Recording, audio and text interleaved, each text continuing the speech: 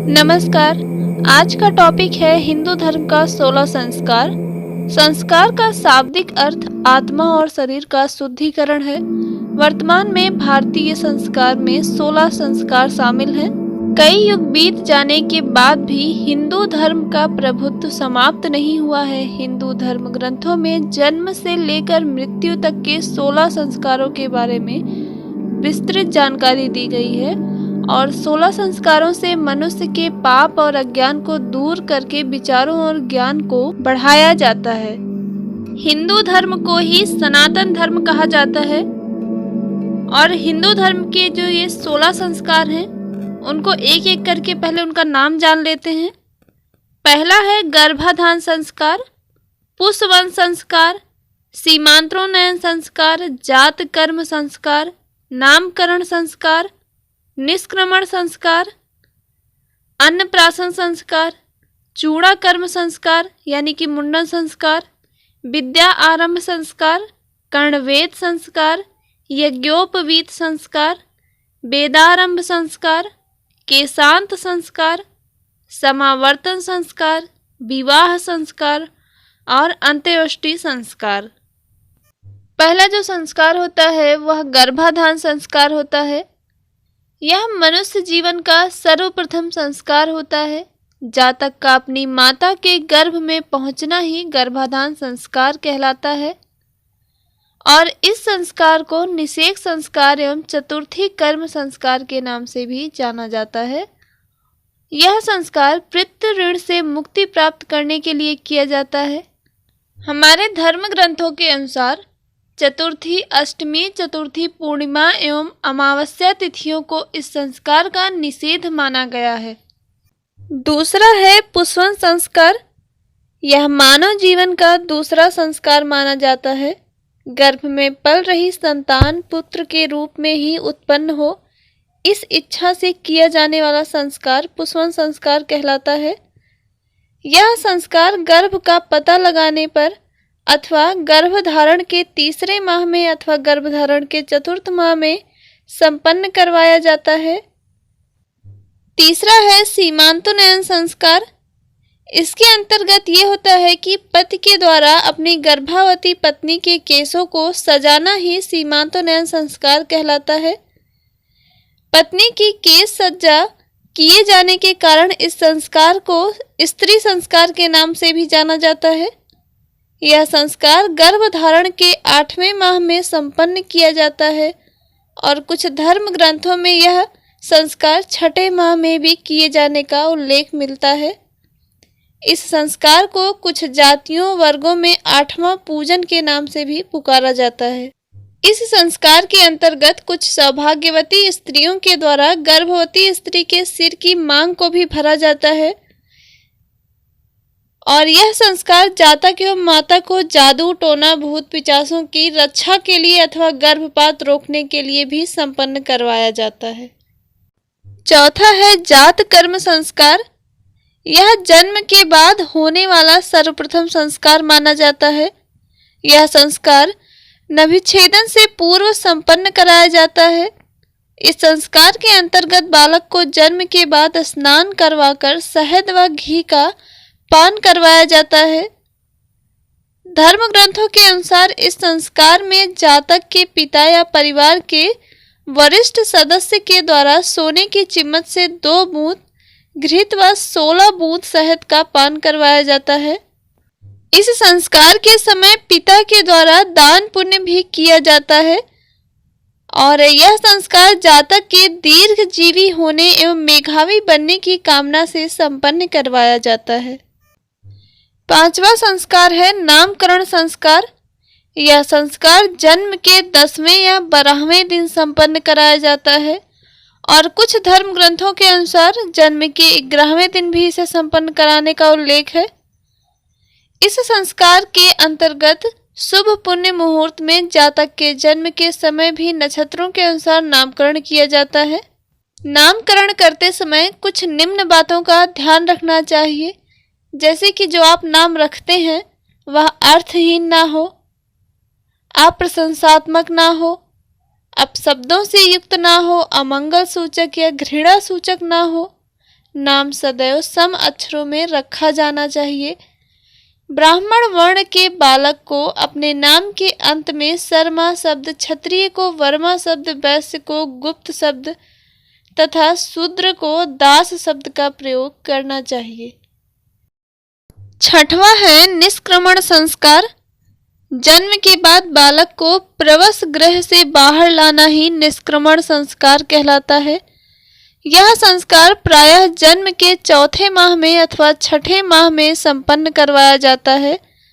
इस संस्कार को वर्तमान में कुआं पूजन के नाम से भी पुकारा जाता है।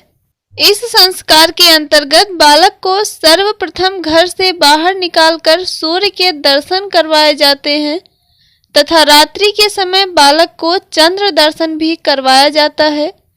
यह संस्कार बालक को सूर्य के समान तेजस्वी बनने तथा चंद्रमा के समान शीतल होने की कामना से संपन्न करवाया जाता है।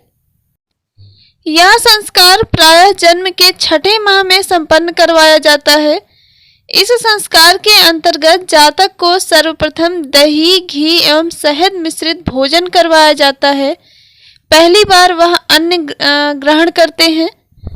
यह संस्कार बालक के समुचित विकास की कामना से संपन्न करवाया जाता है। आठवां है चूड़ा कर्म संस्कार, जिसे मुंडन या जडूला संस्कार के नाम से भी जाना जाता है। यह संस्कार प्रायः जन्म के विषम वर्षों जैसे कि पहले, तीसरे और सातवें वर्ष में, शुक्ल पक्ष में एवं सूर्य के उत्तरायण में होने पर ही संपन्न करवाया जाता है। इस संस्कार के अंतर्गत बालक की शिखा यानी कि चोटी को छोड़कर शेष सिर का मुंडन करवा दिया जाता है। यह संस्कार भी बालक के समुचित विकास की कामना के लिए संपन्न करवाया जाता है। नौवां है कर्णवेध संस्कार। बालक के कानों में छिद्र करना यानी कि कान को बिगना ही कर्णवेध संस्कार कहलाता है। यह संस्कार प्रायः चूड़ा कर्म संस्कार के साथ ही संपन्न करवाया जाता है। इस संस्कार के अंतर्गत बालक के पिता के द्वारा सर्वप्रथम दाहिने कान में, तदुपरांत बाएं कान में छिद्र करवाया जाता है। यह संस्कार बालक के अनावश्यक आंत्र वृद्धि को रोकने की कामना से किया जाता है। प्राचीन काल में बालक के श्रृंगार सज्जा के लिए आभूषण धारण करने के लिए यह संस्कार संपन्न करवाया जाता था। 10वां संस्कार है विद्या आरंभ संस्कार। इसमें क्या होता है कि बालक को सर्वप्रथम अक्षर ज्ञान करवाना ही विद्या आरंभ संस्कार कहलाता है, जिसमें विद्या का आरंभ होता है। इस संस्कार को अक्षरारंभ संस्कार के नाम से भी पुकारा जाता है। गुरु आश्रम में जाने से पहले बालक को भाषा एवं गणित का सामान्य ज्ञान प्रदान करने के लिए यह संस्कार संपन्न करवाया जाता है। यह संस्कार प्रायः घर में ही माता पिता के द्वारा शुरू किया जाता है, जिसके आधार पर माता को बालक का सर्वप्रथम गुरु एवं परिवार को बालक की सर्वप्रथम पाठशाला के रूप में माना जाता है। यह संस्कार 8वें वर्ष तक संपन्न करा दिया जाता है। 11वां संस्कार है उपनयन संस्कार। इसमें क्या होता है कि बालक के बाल्यकाल के संस्कारों में यह सबसे प्रमुख संस्कार माना जाता है। बालक को वेद शास्त्रों का अध्ययन कराने के लिए गुरु के समीप ले जाना ही उपनयन संस्कार कहलाता है। इस संस्कार को यज्ञोपवीत संस्कार एवं जनेऊ संस्कार के नाम से भी पुकारा जाता है। उपनयन संस्कार केवल ब्राह्मण, क्षत्रिय, वैश्य का ही किया जाता है। ब्राह्मण बालक का गर्भधारण से 8 वर्ष में, क्षत्रिय बालक का गर्भधारण से 11 वर्ष में एवं वैश्य बालक का गर्भधारण से 12वें वर्ष में उपनयन संस्कार होना चाहिए।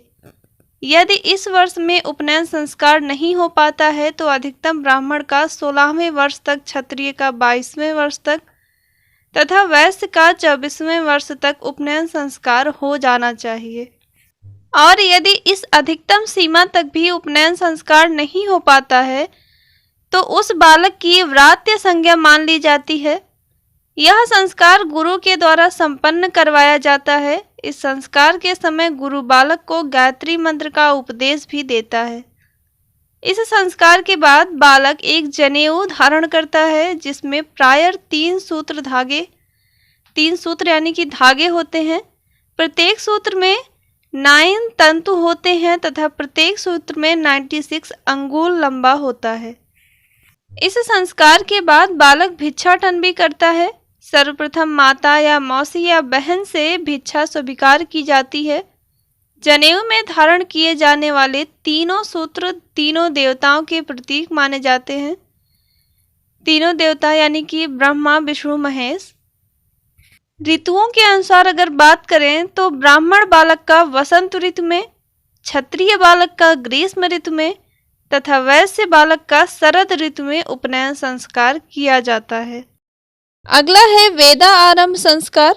यह 12वां संस्कार है। इसके अंतर्गत क्या होता है कि बालक के द्वारा वेदों का अध्ययन आरंभ करना ही वेदा आरंभ संस्कार कहलाता है। यह संस्कार उपनयन संस्कार के बाद ही संपन्न किया जाता है। बालक को सर्वप्रथम अपनी शाखा से संबंधित वेद का अध्ययन करवाया जाता है। तदुपरांत इसे अन्य वेदों का अध्ययन करवाया जाता है। 13वां है केशांत संस्कार। इसमें क्या होता है कि बालक के द्वारा सर्वप्रथम दाढ़ी मूछ मुड़वाना ही केशांत संस्कार कहलाता है। यह संस्कार प्रायः गुरु के सानिध्य में ही संपन्न करवाया जाता है। ब्राह्मण बालक का 16वें वर्ष में, क्षत्रिय बालक का 22वें वर्ष में तथा वैश्य बालक का 24वें वर्ष में केशांत संस्कार करवाया जाता है। और इस संस्कार के समय बालक के पिता के द्वारा गायों का दान भी किया जाता है, जिसके कारण इस संस्कार को गौदान संस्कार के नाम से भी पुकारा जाता है। 14वां संस्कार है समावर्तन संस्कार। वेदा अध्ययन एवं शिक्षा प्राप्ति के पश्चात गुरु आश्रम से विदा होकर पुनः गृह आश्रम में प्रवेश करना ही समावर्तन संस्कार कहलाता है। इस संस्कार को दीक्षांत संस्कार एवं स्नान संस्कार के नाम से भी पुकारा जाता है। इस संस्कार के समय गुरु के द्वारा शिष्यों को उपदेश भी दिया जाता है और गुरु अपने शिष्यों की परीक्षा भी लेते हैं। 15वां संस्कार है विवाह संस्कार। इसके अंतर्गत ये आता है कि ब्रह्मचर्य की समाप्ति के बाद गृहस्थ आश्रम में प्रवेश करने से पहले यह संस्कार संपन्न किया जाता है। हमारे धर्म ग्रंथों में कुल 8 प्रकार के विवाह माने गए हैं। पहला ब्रह्मा विवाह, दूसरा है आर्ष विवाह, तीसरा है देव विवाह, चौथा है गंधर्व विवाह, 5वां है राक्षस विवाह, 6वां है प्रजापति विवाह, 7वां है पैशाच विवाह और 8वां है असुर विवाह। 16वां और लास्ट संस्कार है अंत्योष्टि संस्कार। इसके अंतर्गत यह मानव का सबसे अंतिम संस्कार माना जाता है। मृत आत्माओं को परलोक में शांति प्राप्त हो, इस उद्देश्य से यह संस्कार संपन्न करवाया जाता है और इस संस्कार में मृतक के परिजनों के द्वारा मृत आत्मा को पिंडदान एवं जलांजलि दी जाती है और इस संस्कार को शमशान संस्कार के नाम से भी पुकारा जाता है। दोस्तों, इसी के साथ इस वीडियो से विदा लेते हैं। मिलेंगे अगले वीडियो में नए टॉपिक के साथ। तब तक के लिए खुश रहिए, स्वस्थ रहिए। नमस्कार।